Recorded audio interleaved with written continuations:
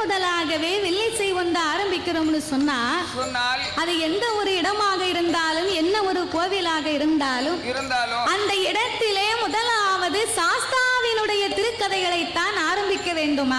அவருக்கு மட்டும் ஆரம்பிக்கணும். ஏன் அவருக்கு மட்டும் முதலாக பாடுகிறோம் தெரியுமா? எதற்காக? அகில உலகத்திலே கலியுக தெய்வமாகவே பிறந்தவர் ஐயனார் ஒருவர் தான். ஆமா, ஒருவர் தான். அப்படின்னா நம்ம எல்லாம் தாய்க்கும் தந்தைக்கு வந்து பிறந்த சாதாரணப்பட்ட மானிட மனுக்கள்.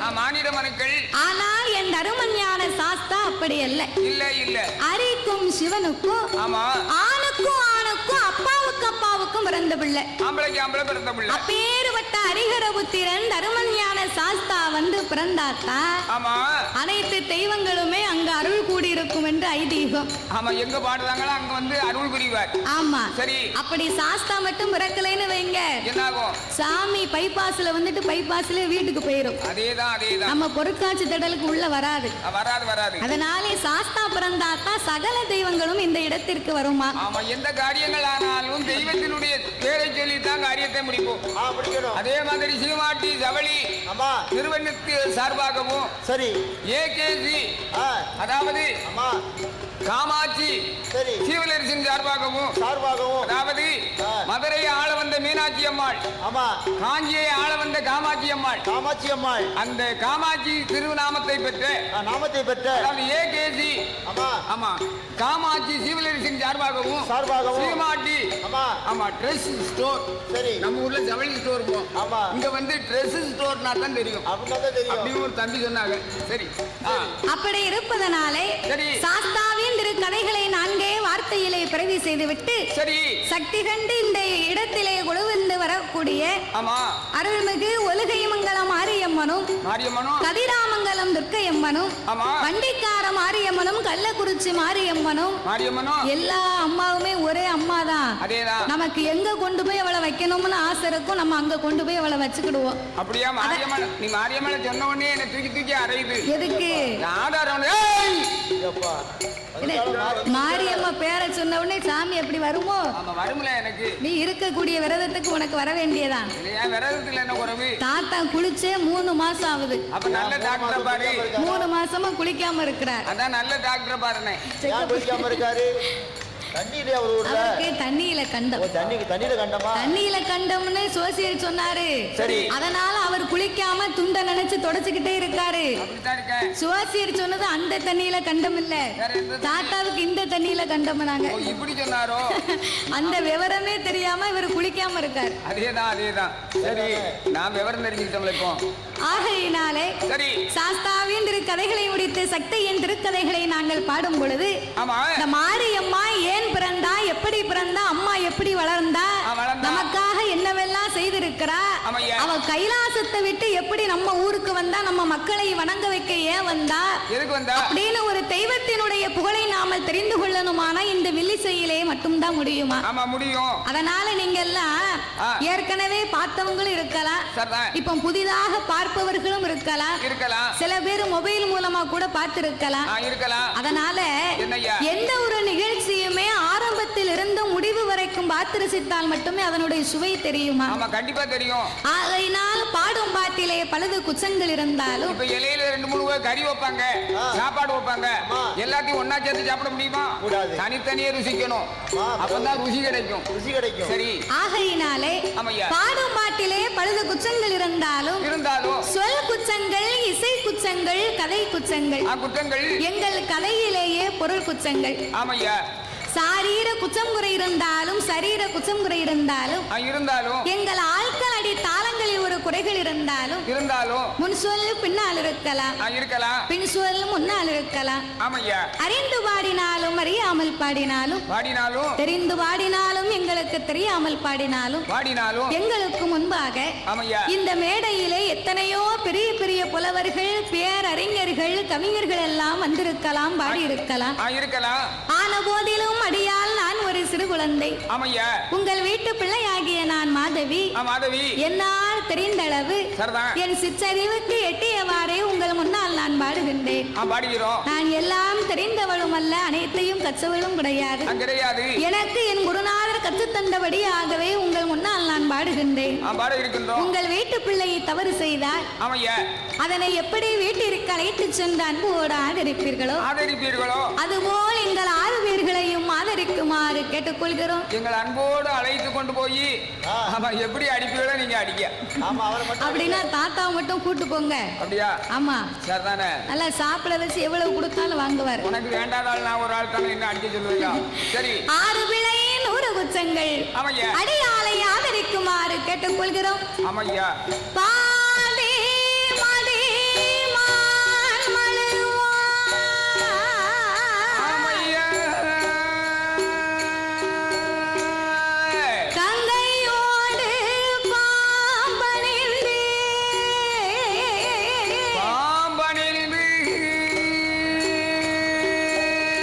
பார்வதியை மனம் புரிந்த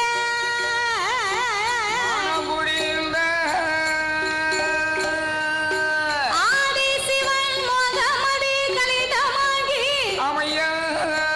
அச்சுதா என் பெருமான் இருகரத்தினால் என்ற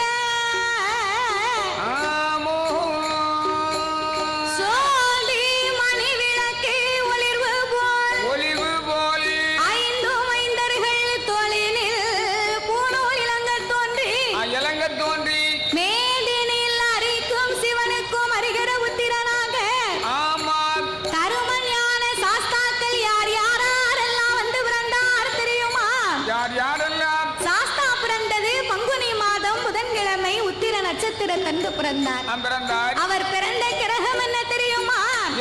பங்குனி மாதம் புதனது உத்திரம். பங்குனி மாதம் புதனது உத்திரம். பௌரண பஞ்சமி கடகலக்கணக்கு.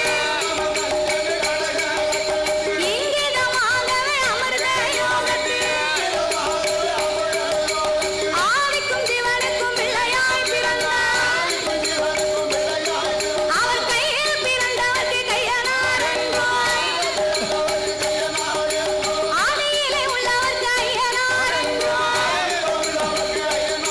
சாமி ஐயனார் ஹரிகர சுரன் ஐயனார்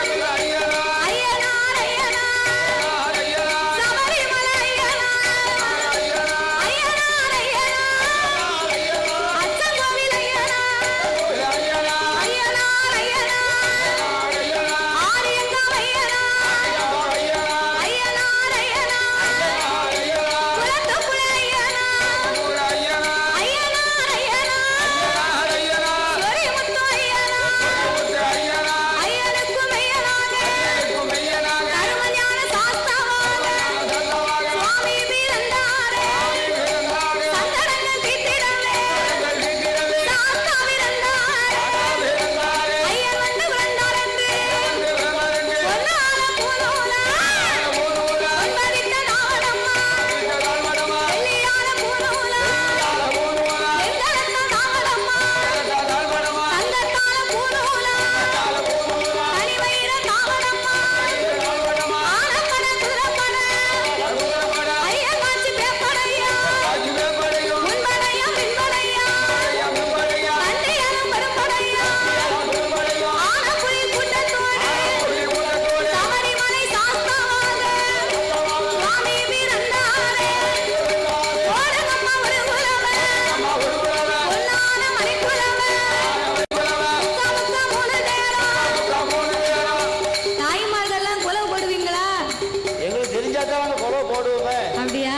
தெரியாம தான் முடிச்சுக்கிட்டு இருக்கோம். தாய்மார்களுக்கெல்லாம் குலவை போட தெரியாம இருக்குமா? போட மாட்டீங்களோ? தெரியாது. போட தெரியாம வெக்கமா இருக்கு. தெரியாது. ஆட்சி கையை ஆட்டிட்டாவோ தெரியாது. ஆட்சியே கையை ஆட்ட பிறகு ஆட்சியே கையை ஆட்டின பிறகு வேற சொல்லதுக்கு ஒண்ணுமே இல்லை. நான் ஊர்ல இருந்து கிளம்பும் போது சொன்னேன், இப்படி தெரிஞ்சா தென்காசில இருந்து 4 கிழவிய கூட்டு வந்திருப்போம் இல்லையா? 5-6 கிழவி வாரமணியா கூட பின்தொடர்ந்து வந்தாளுங்க. நீ தான் வேண்டாம். சாதாரணமா நினைக்க கூடாது. இந்த மயிலாடுதுறைய பூரா விவசாயம் நடக்கும் இருக்கக்கூடிய ஏரியா இந்த மயிலாடுதுறைய நம்ம நினைக்கிறோம் விவசாயமே பெரிதாக கருதி வரக்கூடியது இந்த மயிலாடுதுறை. அது மட்டுமில்ல, பெரிய பெரிய கலைஞர்களும் பெரிய பெரிய கலை வித்துவான்களும் பிறந்த புண்ணிய பூமி இது இருக்கின்ற இடம். ஆமா. அதனால எந்த இடத்திலேயுமே எந்த ஆலயத்திலேயுமே வில்லுப்பாட்டு படிச்சாலும் மேல அடிச்சாலும் குலவை போட்டாத்தானே சாமிக்கு மகிமை. குதூகலமா வருமா சாமி? பிறகு தாய போடுங்கம்மா வருகுலவ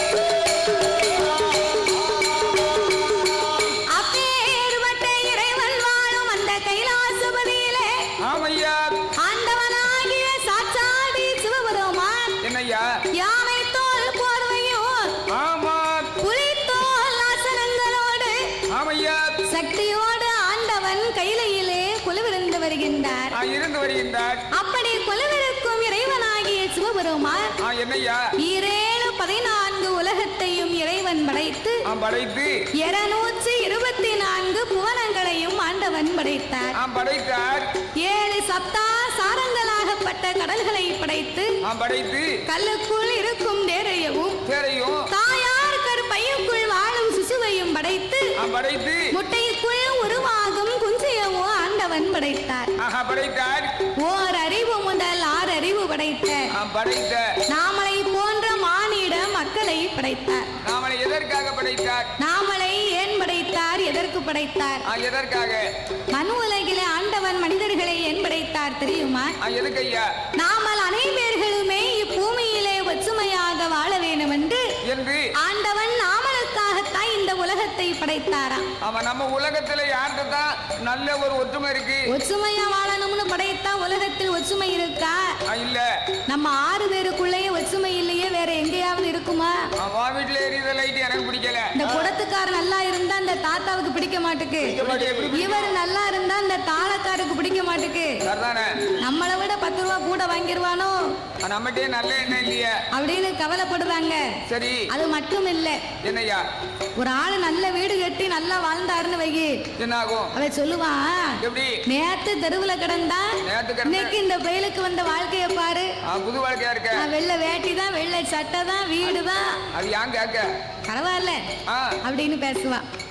நல்லா வாழ்ந்துட்டு கொஞ்ச நாளைக்கு நம்ம கஷ்டப்பட்டோம்னு வை, அதுக்கு சொல்லுவான், நான் நேத்தே நினைச்சேன், என்ன நினைச்சேன்? இவனுக்கு இதுவும் வேணும், இதுக்கு மேலையும் வேணும், அதுக்கு மேல வேணும். அவன் என் கண்ணு முன்னால என்ன பீத்து பீத்துன்னு பீத்துனாமலா வந்த வரத பாப்பியோ அப்படின்னு பேசுவான். அதாவது உலகத்தில் ஒரு மனிதன் எதை கண்டாலும் பொறாமைப்பட்டு கொண்டே இருக்கிறான். அவன் எதை பார்த்தாலும் பொறாமைப்படுவாங்க. அவன் நல்ல வீடு கட்டிட்டா நம்ம நல்ல பெரிய வீடா கட்டணும்னு ஆசைப்படுதோம். அவன் நல்ல செவத்த பொண்ணா பார்த்து கல்யாணம் முடிச்சுட்டா நம்ம பிள்ளைக்கு செவத்த பொண்ணா பார்க்கணும்னு ஆசைப்படுதோம். அவர் ஒரு பைக்கு வாங்கினா நம்ம ஒரு பெரிய கார் வாங்கணும்னு நினைக்கிறோம். அப்போ எதை கண்டாலும் பொறாமைப்பட்டு கொண்டிருக்கக்கூடிய மனித உலகத்தில் மனிதன் ஒரே ஒரு காரியத்தை பார்த்து மட்டும்தான் பொறாமைப்படவில்லையா? எதை கண்டு பொறாமைப்பட தெரியுமா? யாருக்காவது தெரியுமா? அவன் செத்துட்டா நம்ம சீக்கிரம் செத்துறணும்னு யாராவது நினைக்கமா? நினைக்க மாட்டோம்ல, யாருமே நினைக்க மாட்டோம். அதேதான், நல்ல வேளை அவன் செத்து போயிட்டான், அவன் வீட்டை சேர்த்து நம்ம பேர்ல எழுதி வச்சுக்கிடணும், அவன் சேர்ந்த விட ஆக்கிடலாம். ஆமா ஆமா, அப்படித்தான் எல்லாருக்கும் ஆசை இருக்கு. அவன் நம்ம செட்டுக்குள்ளே போறாம தாங்க முடியல, வெள்ளை சட்டையே போட்டேன், உடுக்காரி என்கிட்ட கொடுக்காரு, குடத்துக்காரு எனக்கு கொடுங்காரு, நீ எப்படியும் பனியனோட அப்போ இந்த உலகத்தில் ஒற்றுமை என்னைக்கு வரும் தெரியுமா? ஒருவர் வாழ்வதை பார்த்து இன்னும் ஒருவர் சந்தோஷப்படும் போது மட்டும்தான் இந்த நாட்டுல ஒற்றுமை வரும். அது எல்லாரும் நினைத்தா தான் நடக்கும். எதுக்கு? குடும்பத்துல ஒத்துமை கிடையாது. என் தம்பி சொன்னா கேட்க, நான் சொன்னா கேட்க மாட்டேங்க, கேட்க மாட்டாங்க. ஆனா இந்த மயிலாடுதுறையில பொருட்காட்சி திடல்ல அப்படி இல்லை, எல்லாருமே இருக்காங்க. அதை பார்க்கும்போது ரொம்ப சந்தோஷம். ஆமா, இவங்க தான் வரணும், இவங்க வரக்கூடாதுன்னு யாருமே நினைக்கல. வில்லிசையை ரசிக்கும்படியாக எல்லாருமே வந்திருக்கிறாங்க.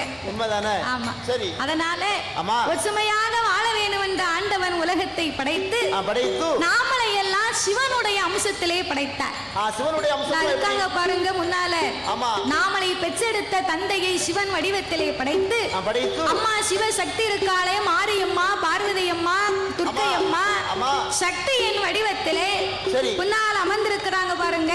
யாரு? நாமளை 10 மாதம் சுமந்து பெற்று எடுத்த தாய்மார்களை படைத்து பெண்களை படைத்து சிவன் வடிவத்திலே ஆண்களையும் சக்தியின் வடிவத்திலே பெண்களையும் படைத்தார். அழகா படைத்தார். ஆண் என்றும் பெண் என்றும் ஆண்டவன் அகில உலகத்தை உண்டு பண்ணி 6 அறிவை கொடுத்தார், 9 தத்துவத்தை படைத்தார். மனிதர்களுக்கெல்லாம் 3 ஆசைகளை கொடுத்தார்.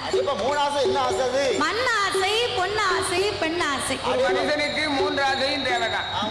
3 ஆசையும் இருந்தாத்தான் அவன் மனிதன். 3 ஆசையும் இல்லையானால் அவன் முனிவன். அதேதான். அப்ப இந்த 3 ஆசைகள்னா மண் ஆசைனா என்ன? மண்ணாசனை என்ன? மண்ணாசைன்னா நான் தான் சொன்னேன் இல்லையா இப்போ நான் சொன்னேன். அண்ணன் தம்பிக்கு ஒரே வரம்பா இருக்குன்னு வை. சரி. பக்கத்துல பக்கத்துல தோட்டம் இருக்கும். ஆமா. அப்ப தோட்டம் இருக்குன்னு சொன்னா அண்ணன் என்ன செய்வார் தெரியுமா? ஒரே வரப்பு தான் இருக்கும். அண்ணன் மேக்கிருந்து வரப்பை கிழக்காம செய்வார். விடிய காலம் போய் அவர் செய்வாரு. தம்பி மேக்கிருந்து சாயங்காலம் கிழக்கிருந்து மேக்காம செய்வார். அவரு போக இவர் வர மாறி மாறி சீவனா என்ன ஆகும்? வரப்பு காலி ஆயிரும். வரப்பு கைத்தண்டி இருக்கும். ஆமா. பிற கோட்டு கேஸ்னு 1 லட்சம் செலவு பண்ணாதான் சும்மா இருப்பாங்க. அந்த இடமே கிடைக்கும். எதுக்கு? அந்த வரப்பு நிலத்துல 1 கோட்டை நெல்ல விளைய வைக்க. ஆமா, உண்டான இடத்துல விளைஞ்சா போறாதா? இப்படி ஒரு ஆசை தேவைதானா? சரி.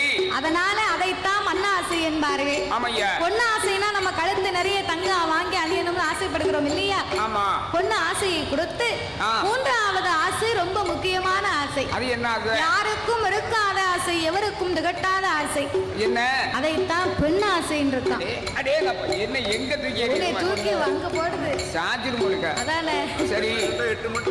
பெண் ஆசைன்னா இந்த ஆனா பிறந்த ஆம்பளை ஆண்ட அனுபவித்ததுக்கு பின்னால சரி அவர் செத்து போயிட்டாருன்னு வைங்களேன், அவரை கட்டையில கொண்டு வச்சு அந்த கட்டை தீ பிடிச்சு எரியுமா? எரியும். அப்ப கட்டை தீ பிடிச்சு எரிஞ்ச அந்த காத்துல சாம்பல் பறக்கும். எப்படி? அப்ப அந்த சாம்பல் சொல்லுமா, என் பொண்டாட்டின்னு சொல்லிக்கிட்டே போகுமா. அந்த சாம்பல் கூட சொல்லி கொண்டு போகும். ஆமா. சரி. அந்த அளவுக்கு இருக்கு பெண் ஆசை. ஆமாய்யா. அப்ப இந்த 3 ஆசைகளையும் முக்கண்ணன் கொடுத்து மரம் செடி கொடி ஆமா பயிர் புல் பூண்டு இலை தாவரங்களை படைத்து ஆமையா ஆடு மாடு கன்றுகாடைகள் அதனையும் படைத்து ஆமையா எறும்பு யானை முதல் என்ன உண்ணா மரங்களை படைத்து 84 லட்சம் கோடி சிவராசிகளை படைத்தார் ஆண்டவர். ஆமா படைத்தார். நாமளுக்கு மட்டும் சொந்தமானது அல்ல இந்த பூமி. இல்ல இல்ல. உலகத்திலே கண்ணுக்கு தெரியாமல் பல கோடி உயிரினங்கள் வாழ்ந்து கொண்டிருக்கின்றது.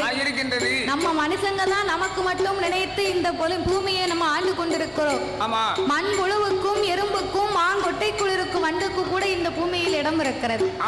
அப்ப இப்பேற்பட்ட உயிரினங்களை எல்லாம் இந்த ஆண்டவன் படைத்து இரவு என்றும் பகல் என்றும் 2 நாளிகை உண்டு பண்ணினார். பகலெல்லாம் நமக்கு ஓய்வில்லாத உழைப்பை கொடுத்தார். இரவு எல்லாம் ஓய்வெடுக்கக்கூடிய நித்திரை உறக்கத்தை கொடுத்து இந்த உலகத்தை படைத்தார் மட்டும் போராது. என்ன செய்ய வேண்டும்? பட்டினி இல்லாமல் படியிழக்க வேணும் என்று என் ஆண்டவன் எப்படி படியிழந்து வருகின்றார் தெரியுமா? எப்படி ஐயா?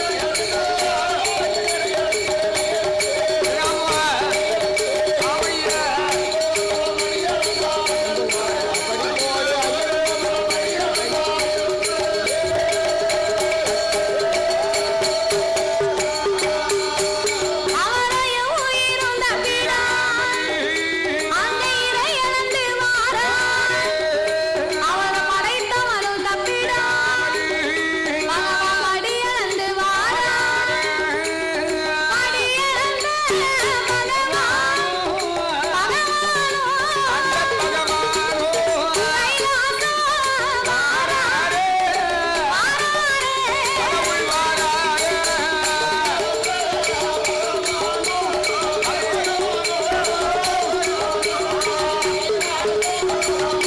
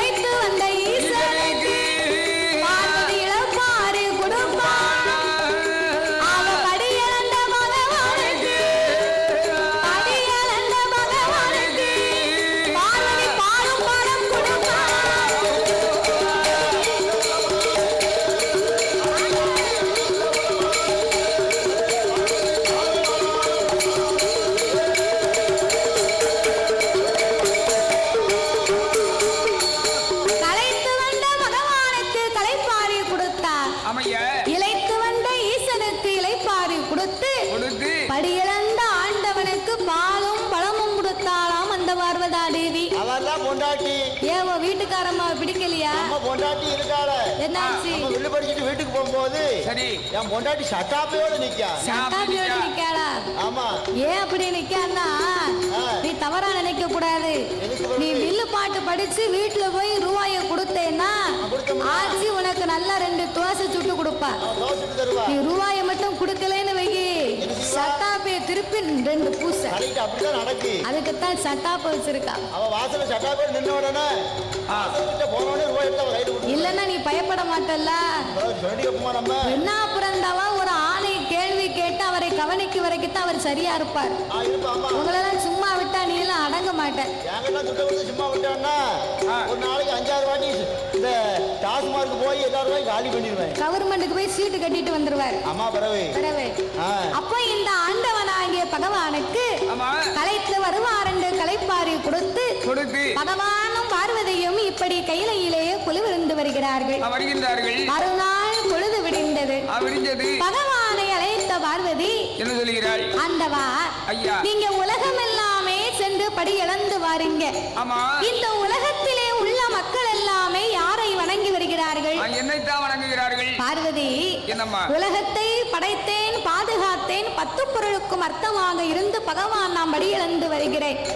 அப்படி இருக்கும் போது எல்லா மக்களுமே என்னைத்தானம்மா வணங்கி வருவார். உனக்கு என்ன சந்தேகம்? அதுல என்ன சந்தேகம்? ஆண்டவா, உலகத்துக்கே கடவுளாக இருக்கக்கூடிய தாங்கள் எனக்கு தெரியாமல் காலையிலையும் மாலையிலையும் யாரோ 2 பேர்களை நீங்கள் வணங்குகின்றீர்கள். ஆமா, யாரையும் வணங்குகிறீர்கள்? அவங்க 2 பேரும் யாரு? சொல்லுங்க. ஏன் அவர்களை நீங்கள் வணங்க வேண்டும்? எதற்காக? பார்வதி, என்னம்மா? உலக மக்களுக்கெல்லாம் ஒளி கொடுக்க வேண்டுமானால் யாரால முடியும்? யாரால முடியும்? காலையிலே தோன்றும் கதிரவன், மாலையிலே தோன்றும் சந்திரன். சந்திர பகவான். சந்திரனும் சூரியனும் இல்லையானா சகல உலகத்துக்கு ஒளி கிடைக்குமா? கிடைக்காது. அதனால் என் வலது கண்ணை சூரியனாகவும் ஆண்டவன் இடது கண்ணை சந்திரனாகவும் நான் வணங்கி வருகிறேன். அம்மா, அப்படியா? அது எப்படி 2 கண்களும் சந்திரன் சூரியனா இருக்க முடியும்? எப்படி இருக்க முடியும்? சரி, இன்னைக்கு இந்த ஆண்டவன் கண்ணை பொத்தி சரி சூரியன் வாராரா சந்திரன் வாராரான்னு பாப்போமே. அப்படி என்று ஆதிசக்தி பார்வதி, ஆதிசக்தி பார்வதி, ஆண்டவனார் முன்னால் ஆண்டவனார் பின்னால் பார்வதியா ஓடிவாள். இருகரத்தை எடுப்பாள், இருகரத்தை எடுப்பாள். அம்மா ஈசங்கல்ல வந்துவாள், அவ ஈசங்கல்ல வந்துவாள்.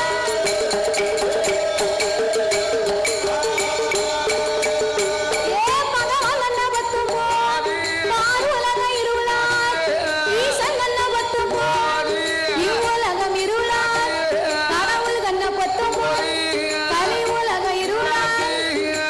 ஆண்டவனார் திரு கண்களை பார்வதி மறைத்த உடனே அகில உலகம் எங்கு பார்த்தாலும் ஒரே இருள் மயமா இருக்கு. ஒரே இருட்டு. உலகமே இருட்டா இருந்தா நம்மளால எந்த வேலையும் பார்க்க முடியுமா ஐயா? இருட்டுக்குள்ள ஒரு வேலையும் பார்க்க முடியாது. ஆனா ஒரே ஒரு வேலை மட்டும் பார்க்கலாம் இருட்டுக்குள்ள. என்ன? நல்லா தூங்கலாம். நல்லா தூங்கலாமா? அதுக்கு காத்தாடி இருந்தா தான் கண் அவியும். ஃபேன் இருந்தா தான் தூங்க வரும். சில பேருக்கு இப்ப ஏசி இல்லாமலே உறக்க வர மாட்டுக்கு. வரமாட்டுக்கு. பிறவே காத்தாடி எங்க ஏசி இல்லாம வர மாட்டுக்கு. நாமெல்லாம் ஏசி தான் தூங்க மாட்டேன். கண்ணு வந்து அவியலன்னு சொன்னா நல்ல வட்ட பெரிய பாத்திரத்தில் தண்ணியை கொதிக்க வைக்கணும். சரி, மண்டையை கொண்டு முக்கிடணும். அப்ப முதலாவது ஒன்னையத்தான் செக் பண்ணி பார்க்கணும். முதல்ல சொன்னவனுக்கே வாட்டி வைக்கும். கண்ணு அவியலன்னா அந்த கால பெரியவங்க சொல்லுவாங்க, என்ன சொல்லுவாங்க? நைட் எல்லாம் கரண்ட் போயிட்டு எனக்கு தூக்கமே வரல, என் கண்ணே அவிய மாட்டுக்கு அப்படின்னு சொல்லுவாங்க. அதத்தான் நானும் சொன்னேன். நானும் அப்படித்தான் சொன்னேன். சரி, அதனால உலகமே இருட்டா இருந்தா வைத்த பொருளும் தெரியவில்லை, எடுத்த பொருளும் தெரியவில்லை. அசையும் பொருள் அத்தனையும் அப்படியே அசையாமல் இருக்க அப்பந்தான் ஆண்டவனாகிய பகவான் பார்த்தார். உலக மக்கள் எல்லாம் திக்குமுகம் தெரியாமலே திகைத்து வாடுகிறார்கள். இவர்களுக்கெல்லாம் நாமல் ஒளி கொடுக்க வேண்டுமானால் பார்வதிக்கு நமக்கு இருக்கக்கூடிய இந்த 2 கண்ணு தானே தெரியும். சிவபெருமானுக்கு 3வது கண் ஞான கண், நெச்சிக்கண் ஒண்ணு உண்டு.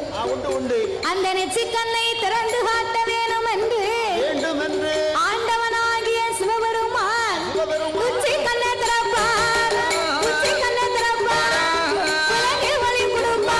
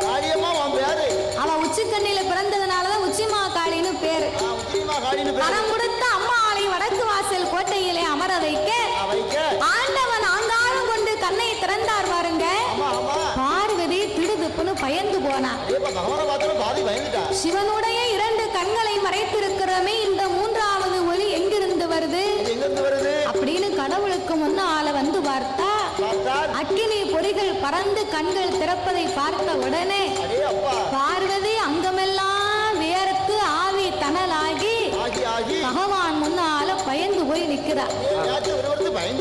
ஆண்டவன் சொன்னதை கேட்காம நம்ம தான பரிசோதனை பார்த்தோம். எங்க இறைவன் நமக்கு சாபத்தை கொடுத்தாலும் கொடுத்து விடுவாரோ என்று பார்வதிக்கு வேர்த்து விறுவிறுத்து அந்த வேர்வை துளிகள் எல்லாம் ஒன்றாக சேர்ந்து கையிலே காட்டாச்சு வெள்ளமா கரை புரண்டு வருது. அப்ப இந்த வெள்ளம் உலகத்துக்கு போனா உலகத்துக்கு உயிர் சேதம் வரும். ஏன்னா நம்ம வேர்வை துளி ஒரு உப்பு தண்ணி.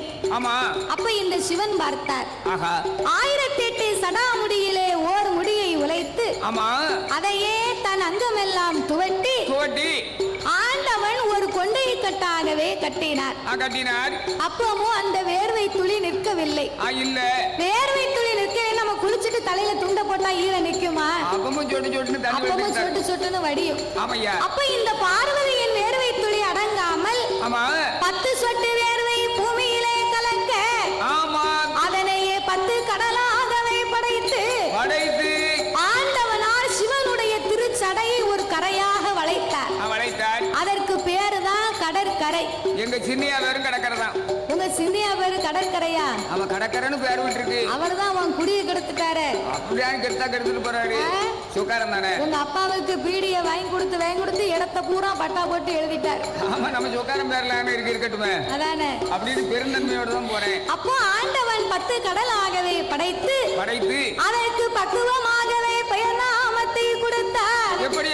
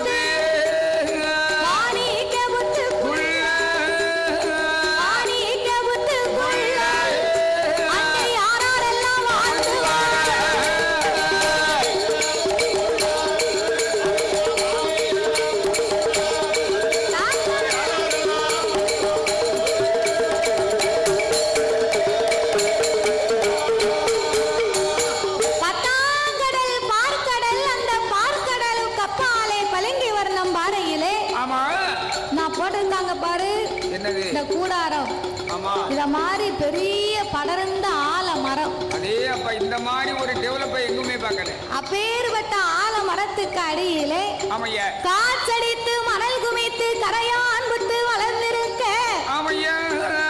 ஓங்கி வளர்ந்த புத்து 1000 வாசல் உண்டு. தங்க புச்சு வெள்ளி புச்சு தானாக வளர்ந்த அந்த மாணிக்க புத்துக்குள்ளே அந்த வாசலுக்கு வந்து என்னய்யா நம்ம வீடுகளுக்கு ஒரு வாசல் 2 வாசல் தான் இருக்கும், அவ்வளவுக்குள்ளதான் இருக்கும். ஆனா அந்த மாணிக்க புத்துக்கு 1000 புத்து. எங்க பார்த்தாலும் வாசல் தான். 1000 வாசல்.